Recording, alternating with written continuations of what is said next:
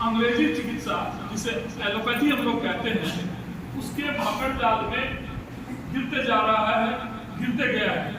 और हमारे अंदर एक वहम पैदा कर दिया गया है कि छोटी से छोटी बीमारी में भी हमें भाग करके डॉक्टर के पास जाना है। ऐसा है कि नहीं है? मतलब हमारे मन मस्तिष्क में ये बात कह दी गई है, नीम हकीम खतराए जान, नीम हकीम खतराए जान। ये शब्द जो है वो हमारे मन में बैठा दिया गया है। आप लोग गांव से देहात से जुड़े हुए सारे लोग हैं, यहाँ पर सभी जमीन से जुड़े हुए लोग हैं। हम लोग सब जानते हैं कि आज के 10-20-30 वर्ष पहले जब हमारे घर से कोई बीमार पड़ता था तो हमारी दादी या हमारी नानी, हमारी चाची हमें उसका इलाज बता दिया करती थी कि घर के आसपास ये पेड़ है, इस पेड़ के इस पत्ते का काढ़ा बना लो। घर के किचन में ये औषधि है, ये सौंठ है, इसका काढ़ा बना लो। ये दालचीनी है, इसका प्रयोग कर लो। ये जीरा है, इसका प्रयोग कर लो। ये हल्दी है, इसका प्रयोग कर लो। और हम हमारे अधिकतम रोगों का लगभग 80 से 90% रोगों का इलाज हमारी माताएं बहनें हम लोग स्वयं कर लिया करते थे। ये बात सच्चाई है कि नहीं है? लेकिन धीमे धीमे धीमे एक ऐसा तंत्र, ऐसा मायाजाल, ऐसा मकड़जाल हमारे मन मस्तिष्क में बैठा दिया गया कि हम हर बात पर डॉक्टर के पास भागने लगे। और से डॉक्टर के पास भागने लगे तो कोई बुराई नहीं है। डॉक्टर के पास भागने के बाद हमें मिल क्या रहा है, हमें उस चीज को समझना। हम हमारी भारतीय पद्धतियों को छोड़कर, भारत की चिकित्सा को छोड़कर हम जो डॉक्टरों के चक्कर में भाग रहे हैं, वहां हमें हासिल क्या हो रहा है ये भी हमें जानने की आवश्यकता है। आप सभी यहाँ पे मातृशक्ति बैठी हुई है और आरोग्य की जो जिम्मेदारी है घर की, घर के चाहे पति की हो, चाहे पिता की हो, पुत्र की हो, ससुर की हो, वो किसके ऊपर है? मातृशक्ति के ऊपर है। तो आप लोगों को आरोग्य का ज्ञान होना सर्वाधिक या अत्यावश्यक विषय है। इसीलिए ये सत्र आप लोगों के बीच में रखा गया है। एक कहावत है, एक कविता जो हम लोग कहते हैं, नारी घर की डॉक्टर बने, नारी ही डॉक्टर बने, दवा बने आहार। तो क्या बोले? नारी ही डॉक्टर बने, दवा बने आहार। किचन हो डिस्पेंसरी, किचन हो तो निरोगी हो संसार। यदि हमारी मातृशक्ति जो है वो डॉक्टर बन जाए, वो पुनः जानकारी हासिल कर ले कि हमारे घर की जो औषधियां हैं उससे किस प्रकार मनुष्य को स्वस्थ रखा जा सकता है, हमारे परिवार को स्वस्थ रखा जा सकता है। हमारे किचन में जो आहार है वही हमारी औषधि है। ये यदि विषय को हम जान जाए, इस विषय पे हमारा पूर्ण तज्ञता आ जाए तो पूरा संसार क्या हो जाएगा? क्या हो जाएगा? स्वस्थ हो जाएगा। और हो क्या रहा है? थोड़ा उल्टा है। नारी ही रोगी हुई, नारी ही रोगी हुई, जहर बना आहार। क्या हुआ? जहर बना आहार।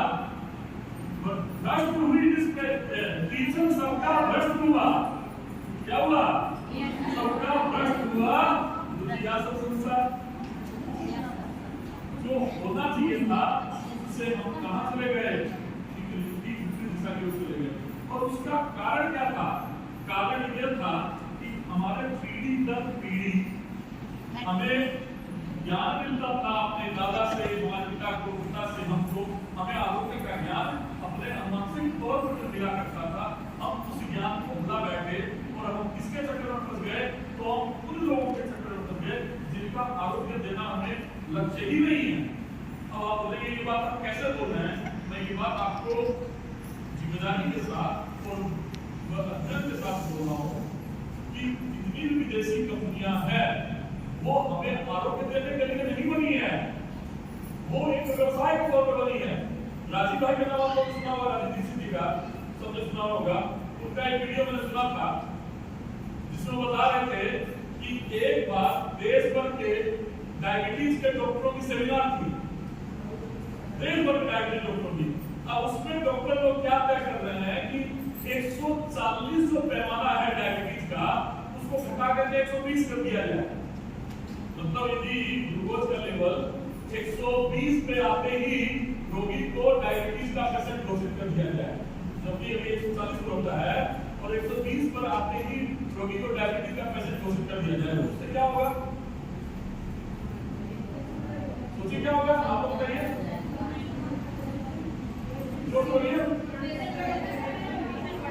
मतलब जिस पेशेंट को डायबिटीज नहीं है उसको भी डायबिटीज की दवाई चालू करवा दी जाएगी और उसके बाद उसके अंदर एक भय पैदा हो जाएगा, मतलब डायबिटीज का बीमार हो गया, तो डायबिटीज का बीमार हो गया तो वो क्या करेगा? टेस्टिंग करवाना चालू करेगा, दवाइयां खानी चालू करेगा और क्या होगा? उससे क्या होगा? अनाम करोड़ों का, बोले 10 करोड़ पेशेंट भारत में नहीं बढ़ जाएंगे। केवल डायबिटीज का मापदंड जो है वो 140 से 120 कर दिया जाए तो नए 10 करोड़ पेशेंट, रोगी, मरीज, डॉक्टरों को नए उपलब्ध हो जाएंगे। अब 10 करोड़ पेशेंट से यदि 1000 रुपया महीना ये लोग कमाएंगे तो आप अंदाज कमाई कितने 1000 करोड़ रुपए की कमाई की आरंभ हो जाएगी। ये पूरा चक्रव्यूह जो है वो हमें और आपसे केवल और केवल लूटने के लिए बना हुआ है, हमारे आरोग्य के लिए नहीं बना हुआ है। वो जितनी भी दवा कंपनियां हैं वो सारी डॉक्टरों को मोटी राशि में कमीशन पहुंचाती है। जितनी भी टेस्टिंग कंपनियां हैं वो 30% 40% तक डॉक्टरों को टेस्टिंग लिखने पर कमीशन पहुंचाती है। जरा सा कुछ बीमारी हुई नहीं आपको ठीक भी आई, आप डॉक्टर के पास गए, सबसे पहले आपको 4 टेस्टिंग ली जाती है। ऐसा होता है कि नहीं होता है? और वो 4 टेस्टिंग लिखते ही डॉक्टर साहब हमारी 1000 रुपया हो गई। आपका डॉक्टर साहब ने कुछ नहीं किया, आप खाली डॉक्टर साहब के पास पहुंचे और उन्होंने प्रिस्क्रिप्शन में 4 टेस्टिंग लिखी, आपके अंदर भय का तंत्र शुरू हो गया। मेरे को क्या बीमारी है, पता नहीं मेरे को क्या है, पता नहीं मेरे को क्या होने वाला है, पता नहीं मेरे को क्या हो गया। आपके अंदर साइकोलॉजिकल एक खेल चालू हो गया और वो जो साइकोलॉजिकल खेल चालू हुआ हम तुरंत इसके पास पहुंचने लगेंगे। अब हम चिंता के चक्कर में जीना चालू, हम बीमार नहीं भी हैं तो अपने आप को बीमार मानने लग जाएंगे और वो जो ही अपने आप को बीमार मानने लगे हमारा बीमारी शुरू हो गया। उस दिन से हम बीमार हो गए जिस पल से अपने आप को बीमार माना और यही सारा काम चल रहा है। तो ये सत्र आज का जो रखा गया इसके पीछे लक्ष्य ये है कि हम सब क्षेत्र में काम कर रहे हैं, फील्ड में काम कर रहे हैं, तो हम सबको थोड़ा थोड़ा आयुर्वेद, पंचगव्य चिकित्सा, प्राकृतिक चिकित्सा का ज्ञान लेना है। आज से आपको इस चीज को मन में स्मरण कर लें। जितनी बहनें बैठी है आज से आपको ये संकल्प यहाँ से करके जाना है कि हम आरोग्य मित्र हैं, हम आरोग्य के प्रचारक हैं। हम गांव में, शहर में जहां जाएंगे उनको आयुर्वेद की तरफ, हमारी भारतीय चिकित्सा की तरफ प्रेरित करेंगे। क्या ऐसा कर सकते हैं कि हम लोग? और आप लोग बोलेंगे आधे घंटे की है, आधे घंटे में हम लोग कैसे बनेंगे? शुरू हमने बताएगा ना, तो विषय यह है कि शुरुआत यदि हो गई ना तो आप लोगों का चिंतन उस दिशा में चलता रहेगा और फिर इस विषय पर हम लोग फिर जितना जो ऐसा वो आगे करेंगे 2 दिन 3 दिन केवल आरोग्य के विषय पर ही हम लोग प्रशिक्षण रखने पाएगा कि लोग आप लोग किस प्रकार छोटी मोटी बीमारियों का स्वयं इलाज कर सकते हैं। फिर हम लोग विषय में आज से चिंतन आरंभ करने की जरूरत है। नजर बदल गई तो नजारे बदल गए, कश्ती का पलटा तो किनारे बदल गए। मतलब जो नौका है उसका किधर होगा तो किनारा इधर होगा, और नौका का किधर होगा तो किनारा इधर होगा। हमारा चिंतन आज से उस दिशा में चलने लग जाए तो हम उसी दिशा में चलने लग जाएंगे। हम स्वयं आज से संकल्प लेके जाए कि अंग्रेजी दवाइयों का प्रयोग नहीं करेंगे। इतना कर सकते हैं, चालू इतना चालू कर सकते हैं कि हम लोग अंग्रेजी दवाइयों का प्रयोग नहीं करेंगे। हम यूट्यूब आप लोगों के पास है कि नहीं है? YouTube में आरोग्य से संबंधित वीडियो देखना हम लोग चालू कर सकते हैं कि नहीं? हम लोग मनोरंजन के जो वीडियो देखते हैं हम आरोग्य से संबंधित वीडियो देखना चालू कर सकते हैं कि नहीं? हमारा नॉलेज इसी प्रकार बढ़ेगा। हमें घर में लेकर तैयार करने हैं। हमारे हर घर की हमारी माँ, हमारी चाची वैद्य हुआ करती थी और वैद्य थी और हम सबको फिर से वैद्य बनना है। एक बार मेरे साथ बोलिए, हम सबको वैद्य बनना है। इतना दिन तो कैसे होगा? हम सबको वैद्य बनना है। पक्का तो? अब आप इस विषय में आप बोलेंगे कि अंग्रेजी दवाई में क्या गलती है, क्या कमी है, क्यों हम ऐसा बोल रहे हैं? तो आप कभी अंदाज लगाइएगा, आप लोगों ने रामायण सुनी होगी ना? रामायण सुनी है तुमने? जो लक्ष्मण जी को लगी थी क्या नाम था उसका? शक्तिमान। तो वैद्य कहां से लाया गया? कहां से? लंका से ना। भारत से वैद्य क्यों नहीं लाया गया? आपने कुछ चिंतन किया? वैद्य जो है वो भारत से क्यों नहीं लाया गया? पूरा इतना बड़ा भारत था और पूरे भारत में भगवान राम के पूर्वजों ने अश्वमेध यज्ञ करके विजय प्राप्त की। पूरा भारत के पूर्वजों में जीता हुआ था। वहां वैद्य आराम से मिल जाता। दुश्मन के घर से जाकर वैद्य लाए। दुश्मन का वैद्य लक्ष्मण जी को गलत जवाब दे सकता था, मार भी सकता था लक्ष्मण जी को, इलाज करने के लिए मना भी कर सकता था। दुश्मन के घर से ही वैद्य को लाना पड़ा। नजदीक में था ना, नजदीक में था ना, लंका में लड़ाई तो लंका में मैं इसलिए आपका चर्चा सत्र है, आप बोलेंगे तो आप बोलेंगे तो आपका इंटरेस्ट बना रहेगा। अकेले मैं बोलूंगा तो आपका इंटरेस्ट नहीं बनेगा। क्या कारण था कि लक्ष्मण जी के लिए सुसाइड करने को लाना पड़ा लंका से? कारण यह था कि उस समय भारत के लोग रोगी नहीं हुआ करते थे। भारत में वैद्यों की जरूरत नहीं पड़ती थी। हम सब प्राकृतिक नियमों का पालन करते थे। सुबह जल्दी उठना, रात्रि में जल्दी सोना, भोजन को नियमों से करना, मांसाहार नहीं करना इत्यादि जो भी आयुर्वेद के आरोग्य के नियम है उसका पालन भरपूर होता था। तो रावण के यहाँ पर चूंकि रावण दुराचारी व्यक्ति था, वहां पर अनेकानेक प्रकार के कुकृत्य होते थे। इस कारण वहां पर वैद्य की आवश्यकता थी, इसलिए रावण ने नजर रखा था। पूरे भारत में उस समय वैद्य नहीं थे। अब आपको इसका एग्जांपल और बता रहा हूं मैं 1835 का। 1835 में लॉर्ड मेकाले भारत आया था, सब जानते, सब सुने हैं। तो सुने हैं बात को कि अंग्रेजों की महारानी ने अपने एक गवर्नर को भारत में भेजा था। उसका नाम क्या था? Lord Macaulay. जो क्या नाम था? वो लॉर्ड मेकाले जब भारत आया वो पूरे भारत में घूमा। 1835 की बात बता रहा हूं मैं। वो बोलता है I roamed India through its length and breadth. मतलब मैं पूरे भारत में घूमा, लंबाई से लेकर चौड़ाई तक, मैंने पूरब से लेकर पश्चिम तक। I didn't found a single hospital in India. मैंने पूरे भारत में एक भी हॉस्पिटल नहीं देखा। 1835 में, आज से 200-250 वर्ष पूर्व। क्या कारण है इसका?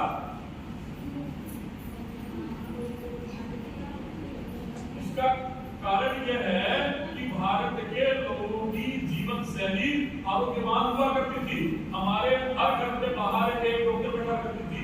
उस डॉक्टर का नाम क्या था? डॉक्टर काऊ, गौ माता। हर घर के बाहर होती थी कि नहीं होती थी? हर घर के बाहर कौन डॉक्टर बैठी होती थी हमारे? उसका नाम क्या था? डॉक्टर काऊ। कौन? जोर से बोलिए, कौन? वो कहाँ बैठती थी? फिर घर के कोई लोगों को घर में नहीं देती थी। उसके जो पंचगव्य हैं, वो पंचगव्य मतलब क्या हुआ? 5 गव्य, गाय से मिलने वाली 5 चीजें। गाय से मिलने वाली 5 चीजें क्या क्या है? बोलिए। दूध, दही, घी, गोबर, गोमूत्र। क्या? दूध, दही, घी, गोबर और गोमूत्र। 5 चीजें गोमाता से जो मिलती है वो सारे प्रकार के रोगों को ठीक करने की क्षमता रखती है। अगली बार मैं शुरू होगा तो मैं एक पर आपको चिंतन करेंगे कि गोमूत्र से कौन सा रोग ठीक हो सकता है और किस प्रकार हो सकता है। गोबर से कैसे कैसे रोग ठीक होते हैं, कौन से रोग ठीक होते हैं। घी से क्या क्या होता है, किस प्रकार ठीक होता है। एक आप लोग यूट्यूब में सर्च मारिएगा, डॉक्टर उत्तम महेश्वरी, कभी भी केवल घी पर के आपको करीब 100 वीडियो मिलेंगे। गाय के घी पर केवल उस व्यक्ति के 100 से ज्यादा वीडियो मिलेगा। और गाय का घी केवल इतना इंपॉर्टेंट है। तो अब घर के गेट पर कौन थी हम लोगों के? कौन सी गेट पे? कौन सी डॉक्टर? डॉक्टर नाम क्या था? डॉक्टर काऊ। अब घर के अंदर आए तो घर के बीचों बीच दलान में कौन रहती थी? घर के बीच में कौन?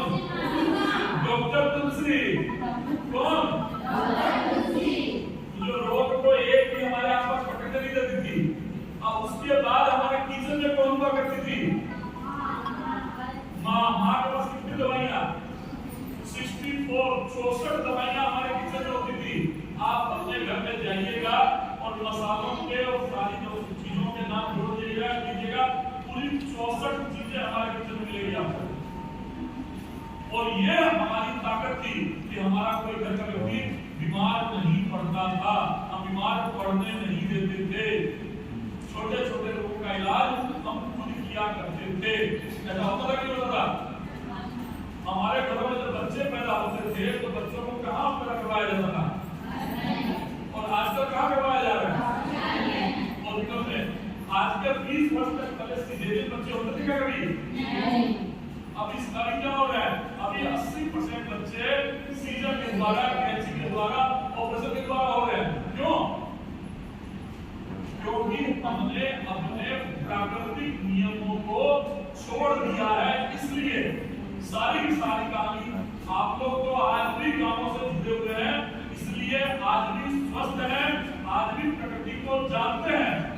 लेकिन वो शहरों के लोग क्या करके देखिए, लोगों ने पकड़ के रखा है, जो लोगों की गिरफ्त में पड़े हुए हैं, और किसी का प्री मैच्योर बेबी हो रहा है, किसी का ओवरवेट बेबी हो रहा है, किसी का लो वेट बेबी हो रहा है। हर घर में समस्याएं पैदा हो रही है, और वो केवल आरोग्य की कारण समस्याएं पैदा हो रही है। और उसका मूल कारण क्या है? मूल कारण है हमने प्रकृति का साथ छोड़ दिया। जैसे यदि माँ के पास हम जाएं तो माँ हमारे सुख दुख को बिना पूछे पहचान लेती है कि पहचान लेती है कि हम भूखे हैं तो माँ पहचान लेती है, हमारा किसी से झगड़ा हुआ है तो माँ पहचान लेती है, हम कोई कारण से दुखी तो माँ पहचान लेती है। तो वैसे सबकी माँ प्रकृति है, और वो प्रकृति के पास हम जाएं तो हमारे रोग स्वयं समन होते हैं। मिट्टी वो हमारे रोगों को एब्जॉर्ब करने की क्षमता रखती है, जल हमारे रोगों को खींचने की क्षमता रखता है, वायु हमारे रोगों को विनाश करने की क्षमता रखता है। इस प्रकार के जो पांचों तत्व है, आकाश, ये हमारे रोगों को ठीक कर देगा। इसलिए हमारा जो शरीर है वो किससे बना हुआ है? 5 तत्वों से बना हुआ है, और ये पांचों तत्वों का इम्बैलेंस होने पर, मतलब कोई कम या बेसी या कमगाने पर ही हम रोगी होते हैं। और हमें दवाइयां दे करके हमारी चीजों को बैलेंस कर नहीं किया जाता है, बल्कि हमें क्या कर दिया जाता है? दवाइयां दे करके रोग को दबा दिया जाता है, और उस रोगों के हम शिकार होते जाते हैं, और रोग हमारा बढ़ते जाता है। और यही सारा का सारा चक्र हमें रोगी बनाए रखता है। रोग नाम की कोई चीज नहीं होती, रोग होता ही नहीं है। हमारे शरीर में दूषित पदार्थ जब जमा होते हैं, कोई भी दूषित पदार्थ, वही धीरे धीरे रोग का रूप धारण करते हैं। यही मूल कहानी है रोग की। चाहे वो कैंसर जैसा घातक रोग भी है तो वो शरीर में अपशिष्ट पदार्थों के जमा होने के कारण होता है। अब आप बोलेंगे ऐसा कैसे है? मैं आपको एक एग्जांपल के साथ धीमे धीमे समझा बताता हूँ। हम लोगों को बुखार होती है, बुखार होती है अपने लोग, तो बुखार क्यों होती है?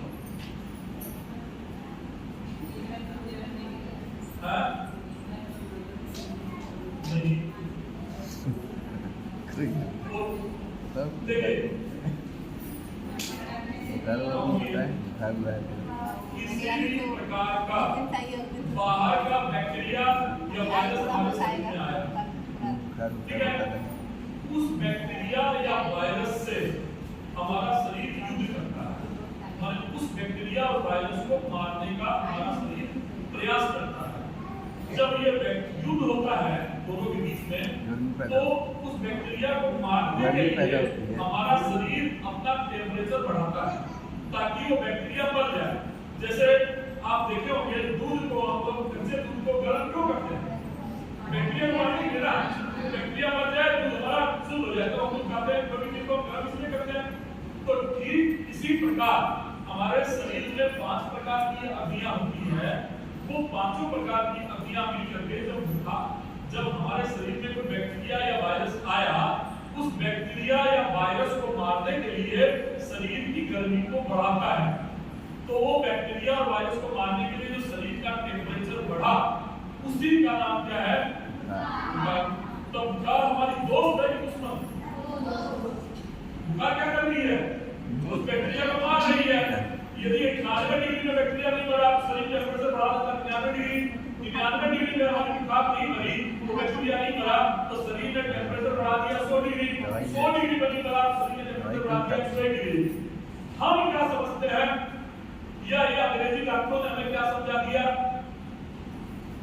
कि बुखार क्या है हमारा दुश्मन, और वो दो दवाइयां आपको बुखार में देते हैं। सबसे पहले क्या दवाई देते हैं हमें, पैरासीटामोल, एक ही दवाई होगी, क्या देते हैं हम लोगों को, पैरासीटामोल क्या करती है,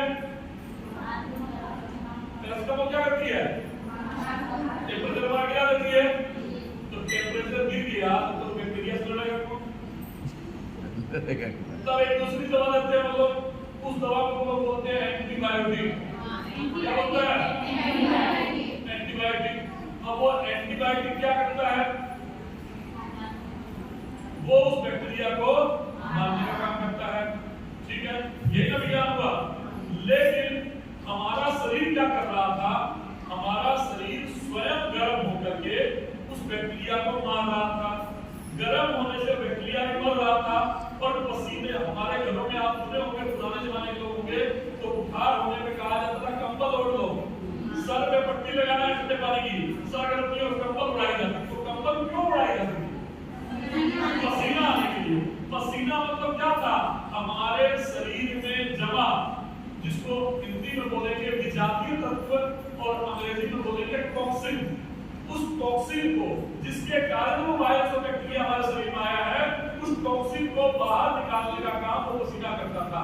हमारा शरीर उससे खुद लड़ता था, दवा की हमें कोई आवश्यकता नहीं थी, और दवाइयां भी यदि दी जाती थी तो हमें पसीना निकालने के लिए दवाइयां दी जाती थी।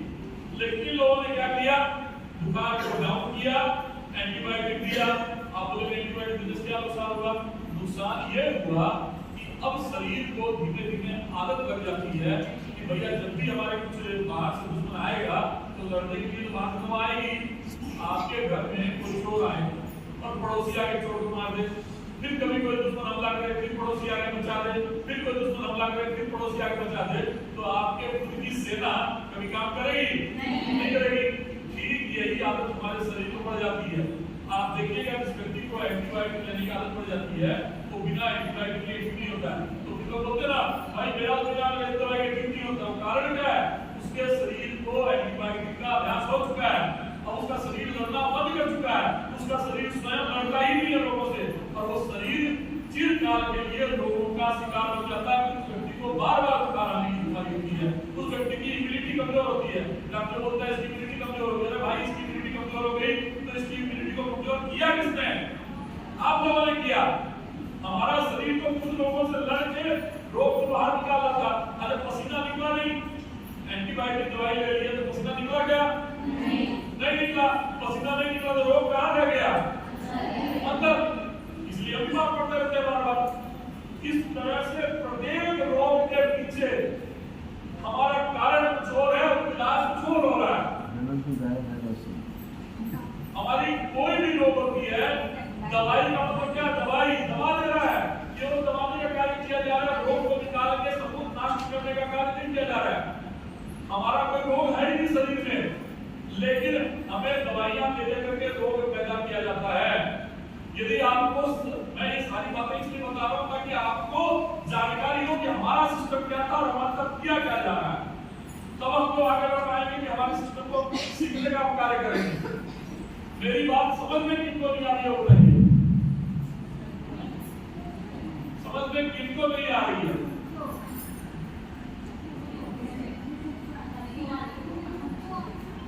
अरे कोई बात नहीं समझ में आई हो तो आप, क्योंकि हमें यहाँ ये शिविर में हम आए हैं, हम घूमने भी जा सकते थे, लेकिन पूरी कहीं पर भी इस शिविर में आए हैं, घूमने भी नहीं आए हैं, और ये शिविर 7 दिन की साधना है,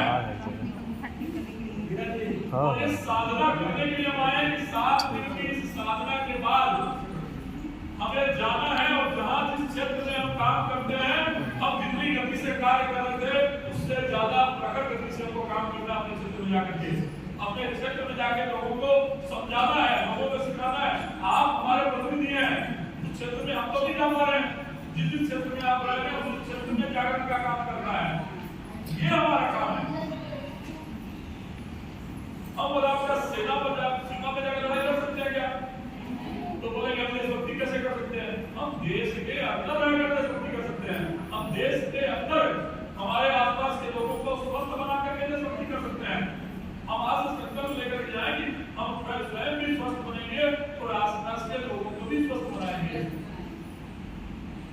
अंग्रेजों के मायाजाल से मुक्ति दिलवानी है। इन्होंने ऐसा मायाजाल हमारे चारों तरफ फैलाया है। सबसे पहले इन लोगों ने हमारी खेती को समाप्त किया। आज के 40 साल पहले हम लोग एक चट्टान की यूरिया डीएपी नहीं डालते थे। डालते थे क्या? हम लोगों को क्या बहन सिखाया गया? हमें दिमाग में यह सिखाया गया कि यदि यूरिया डीएपी नहीं डालोगे तो देश की इतनी बड़ी जनसंख्या को भोजन कैसे करवाओगे? यूरिया डीएपी डालोगे तो उत्पादन ज्यादा होगा। और आज हम लोगों को 60 साल बाद बोलते हैं ऑर्गेनिक भोजन। अब क्या बोल रहे हैं हम लोगों को? ऑर्गेनिक भोजन। ऑर्गेनिक मतलब क्या? गोबर गोबर से उगाया हुआ। तो 60 साल में हमको डीएपी यूरिया की आदत क्यों लगाई? आप समझ रहे हैं कि ये यूरिया और डीएपी के कारण अरबों रुपया विदेशों में जा रहा है। करोड़ों रुपया का कमीशन कंपनियों को, नेताओं को, दलालों को मिल रहा है। और हमारी जमीनें क्या हो रही है? बंजर होने जा रही है। और सबसे बड़ा बात, यूरिया डीएपी के कारण हमने गोबर गोमूत्र का उपयोग करना बंद कर दिया। गोबर गोमूत्र का उपयोग करना बंद कर दिया तो क्या हो गई? गोमाताएं हमारे लिए बेकार हो गई। गोमाताएं हमारे लिए बेकार हो गई तो अपनी गोमाताओं को सड़कों पर छोड़ दिया। गोमाताओं को सड़कों पर छोड़ दिया, गोमाताएं कटने के लिए कटखानों में जाने लग गई। तो उसका कारण जिम्मेदार कौन? हमारे जिम्मेदार। और ये यूरिया डीएपी के कारण जमीनें बंजर हो गई। जमीन के अंदर पानी को अवशोषित करने की क्षमता खत्म हो गई। जमीनें आप सब आपको ग्राम विकास की प्रस्तुति से जुड़े हुए आप तो देखिएगा। आप अपने घर के खेत को या अपने खेत घर की बाड़ी को 2 भाग में बांट लीजिए। आधे में यूरिया डीएपी से खेती करिए और आधे में गोबर गोमूत्र से। 1 साल बाद आपको सबको पता चल जाएगा। जहाँ यूरिया डीएपी डल रही है वहाँ की जमीन बंजर हो जाती है, कड़ी हो जाती है, पानी नहीं सोख पाती है, पानी नहीं ग्रहण कर पाती है। और जहाँ पर गोबर गोमूत्र डलता है वो जमीन पानी ग्रहण कर पाती है, पानी सोख पाती है। जमीन पानी नहीं सोख पा रही है तो बरसात का पानी कहाँ चला जा रहा है? करके नदियों में। नदियों से कहाँ चला जा रहा है? समुद्र में। समुद्र का जल स्तर प्रत्येक वर्ष बढ़ रहा है। समुद्र बढ़ते जा रहा है। जो आने वाले समय में संकेत है, कई शहरों को नील देगा, कई शहर दुनिया के नक्शे से समाप्त हो जाएंगे और जमीन के अंदर का पानी खत्म होते जाएगा। इसी साल मेरा एक मित्र है जो डीप बोरिंग का काम करता है। बोला इतना डीप बोरिंग का ऑर्डर है 4 साल तक हमको फुर्सत नहीं है। लोग 80 फुट तक जिसकी बोरिंग थी वो 100 फुट करवा रहे हैं, जिसकी 100 फुट तक बोरिंग थी वो 120 फुट करवा रहे हैं, जिसकी 120 फुट बोरिंग थी वो 140 फीट करवा रहे हैं। तो समझा ना मेरी बात को? जमीन के अंदर का पानी खत्म होते जा रहा है। इसका कारण क्या है? ये यूरिया और डीएपी। यूरिया डीएपी के कारण जमीनों के पानी को अवशोषित करने की क्षमता खत्म हो गई है। और जो पानी नीचे जमीन में जिसके जा भी रहा है वो पानी आर्सेनिक में होने के कारण जहरीला हो जा रहा है। जमीन के अंदर से जो पानी निकल रहा है वो जहरीला पानी निकल रहा है। हमारे बच्चे बीमार पड़ रहे हैं। अभी कर्नाटक में एक गांव है, एक गांव नहीं है, पूरा 40-50 गांव का क्लस्टर है जहाँ काजू की खेती होती है।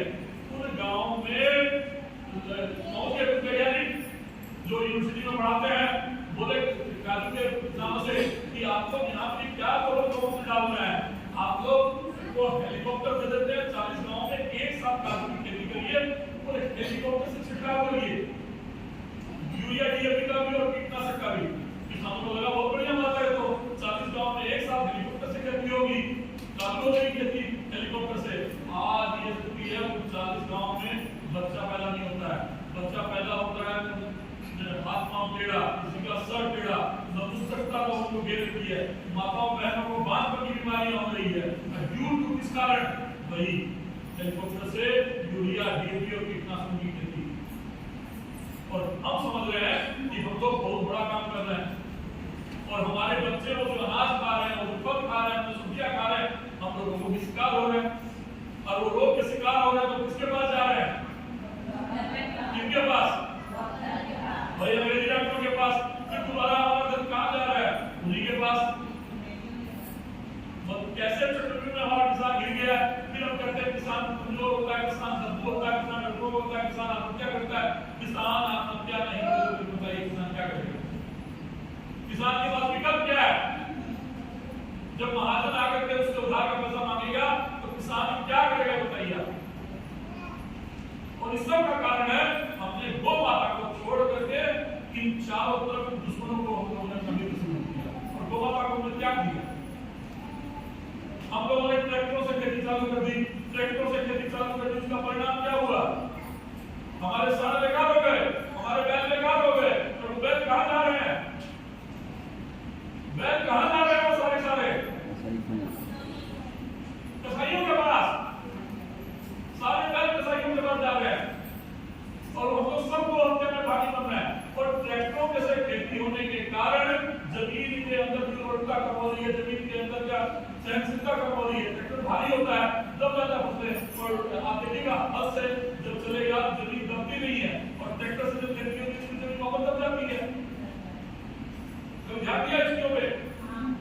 तो आज जो हम लोग इस कार्यक्रम में आए हैं, यह मानिए कि हम सब घूमने के लिए नहीं, हम कुछ लेने के लिए कार्यक्रम में आए हैं। यहाँ से जाने के बाद हम संकल्प करके जाएं कि हमें अपने देश को बचाना है, अपने पर्यावरण को बचाना है, हमारे आरोग्य को बचाना है। हमें हर चीज में ये सोचना है कि हमारी स्वदेशी पद्धति क्या थी। हम सुबह उठने से लेकर के रात्रि सोने तक जीवन में हमें अपनी पद्धतियों को शामिल करना है। सुबह उठने में जन्म से लेकर के रात्रि सोने तक को हमें अपनी पद्धतियों को अपनाना है। ये हम लोग कर सकते हैं कि नहीं? अगली बार जब कार्यक्रम में आएंगे तो हम लोग आगे बढ़े और इन विषयों पे काम करें। आप लोगों का फोन जितेंद्र भाई साहब का जाना चाहिए में आरोग्य का 3 दिन में शिविर करवाइए। तो केवल आरोग्य पर एक एक रोग पर हम लोग डिस्कशन करेंगे, रोग का इलाज कैसे हो। अब फिर आप लोग अपने क्षेत्र में जाकर के रोगों का इलाज करें, डॉक्टरों को भगाएं। जिस तरह उन लोगों ने हमारे लोगों को भगाया, हमारी पद्धतियों को बदल दिया, हम उनको भगाने का काम करें। और हमारे आसपास में कोई व्यक्ति बीमार न पड़े, किसी को बीमार हो तो उसका इलाज, हमारे घर के आसपास पेड़ होते थे, पीपल का पेड़, बड़ का पेड़, आंवला का पेड़, सहजन का पेड़, हमने उन पेड़ों को पहचानना बंद कर दिया है, आसपास के उन पेड़ों को प्रयोग करना बंद कर दिया है। अभी आपने कोरोना में देखा होगा कि गिलोय से पूरा देश के लोग कोरोना में ठीक हुआ, और जिसने वो अंग्रेजी दवाइयां खाई, हॉस्पिटल में भर्ती पे सबकी मृत्यु हुई है। ये कोरोना काल में आप लोगों ने सब देखा होगा। तो आज आप लोगों को संकल्प करके जाना है कि हम अपने देश की चिकित्सा पद्धति, अपने देश का भोजन, अपने देश के सामान प्रयोग करेंगे। साबुन भी प्रयोग करेंगे तो अपने देश की, तेल भी प्रयोग करेंगे तो अपने देश का, और हो सके तो अपनी बहनें आप लोग खुद बनाना चालू करिए। हर घर में उद्योग हो। हमारे हम साबुन बनाने का काम आसानी से कर सकते हैं, बहुत सी चीज है। डिटर्जेंट बनाने का काम आसानी से कर सकते हैं। हमारे घर घर में उद्योग हो। शहर का पैसा गांव में आए, गांव का पैसा शहर नहीं जाए। आज गांव कमजोर क्यों हुआ? क्योंकि हर चीज में गांव जो है वो शहर पर आश्रित हो गया। हमारा पैसा शहर जाने लगा।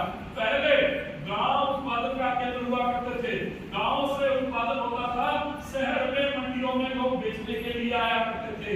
गांव उत्पादन का केंद्र थे। और आज क्या हो गया? सब चीजें शहर में बन रही है और गांव जो है वो उपभोक्ता बन गया है। और गांव जो उपभोक्ता बना है, इसलिए गांव में आर्थिक कमी आई। गांव में आर्थिक कमी आने के कारण गांव से पलायन चालू हुआ। गांव से पलायन शुरू हुआ तो गांव के लोग शहरों में भागने लगे। शहरों में भीड़ बढ़ गई है, शहरों में रहने के लिए जगह नहीं है, तो वहां का जीवन जो है नरक जैसा जीवन है और गांव हमारे खाली होते जा रहे हैं। पूरी हमारी तस्वीर को बदल दिया गया। पूरी भारतीय इकोनॉमिक सिस्टम खत्म हो गया। तो आप जो बैठे हैं वो मातृशक्ति देश को बचाने के कार्य में लग जाएं। और जिस क्षेत्र में हम संस्कार केंद्र चला रही है, हमारा लक्ष्य केवल संस्कार केंद्र चलाना नहीं है। उस संस्कार केंद्र के माध्यम से वो संस्कार केंद्र हमारा क्रांति का केंद्र हो। जिस क्षेत्र में भी हमारा संस्कार केंद्र चल रहा है, उस क्षेत्र के आसपास के जिनके बच्चे हमारे पास पढ़ने आ रहे हैं, उन बच्चों के गार्जियन हमारे संपर्क में उस क्रांति के, ये लक्ष्य लेकर के हम जाना, तब जाकर के इस कार्यक्रम में आना हम सबका सफल हो पाएगा। नहीं तो हम आएंगे, घूमेंगे, चले जाएंगे तो कुछ होगा नहीं, तो क्या जाने होगा। क्या मेरी बात इस पर सहमत है कि किसी को बुरा नहीं लगा? या बुरा किसको लगा? किसी को नहीं कहो तो याद सारी बात क्या करना है बताइए।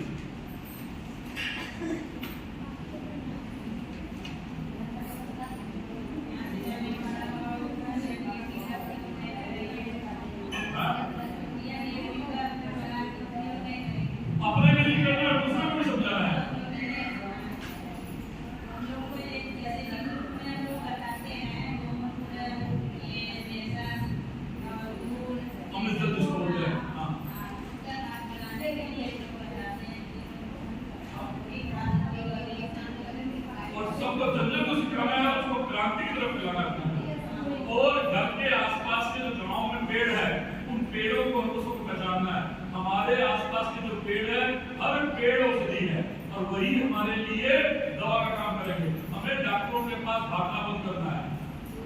सब्जियों में जैसे दवा का हम लोग खिला पाते हैं, ये दवा छिड़काव करते हैं ना, हम लोग 5 तरह का मसाला को इकट्ठा जमा कर लेते हैं, कूट लेते हैं, कूटने के बाद क्या करते हैं, गौमूत्र में उसको डलका के ये करके हम छिड़काते हैं। हाँ वही करना है। पंचकर्णी आदि उसको बोलते हैं। और कुछ और कोई बोलेंगे क्या करना है जाकर के यहाँ से आरोग्य पर क्या काम करेंगे?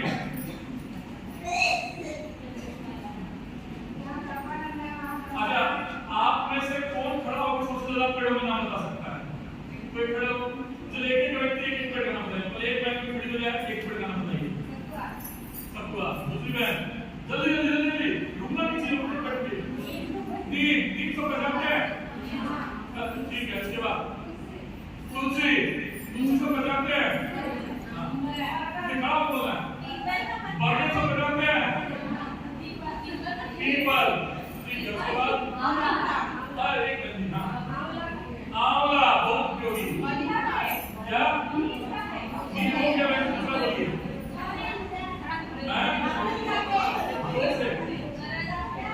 सहजन बहुत उपयोगी है ब्लड प्रेशर में स्थिति में। गिलोय बहुत एंटीबायोटिक है। गिलोय सब पहचानते हैं कि नहीं बताइए? कौन नहीं पहचानता गिलोय? बाकी लोग नहीं जानते, नहीं पहचानते हैं? वो याद नहीं उठाएगा। और बोलिए केवल नाम बोलिए और बोलिए जोर से।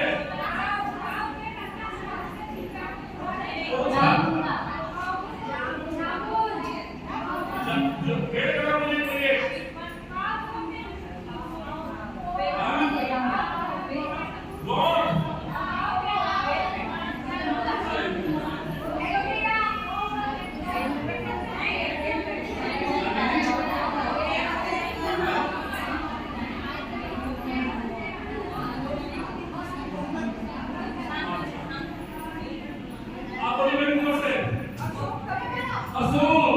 महिलाओं में लोगों में बहुत काम का होता है अशोक का पेड़।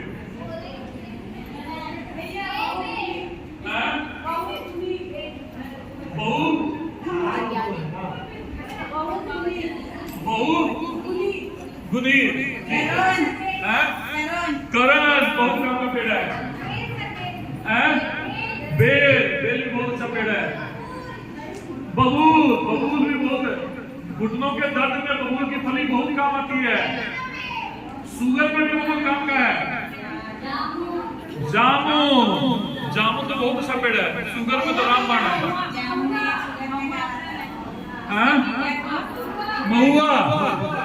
महुआ भी ताकत की बहुत अच्छी औषधि है। महुआ को गरीबों का अंगूर कहा जाता है। केला कदली फल बहुत काम का चीज होगी। अमरूद, हाँ अमरूद केवल फल नहीं है। अमरूद की सरदर्द की माइग्रेन में हम लोग औषधि देते हैं, बहुत काम करती है अमरूद की औषधि माइग्रेन में। क्या किरमेर, कालमेघ, हाँ कालमेघ बहुत अच्छी औषधि है, रक्त दोष को समाप्त करती है कालमेघ। कालमेघ को लोग बजाते हैं, दिखाइए। वाह, तब तो आप लोग वैद्य हैं भाई। और भी बोलिए। और पेड़ अकवन से पहचानते कि नहीं?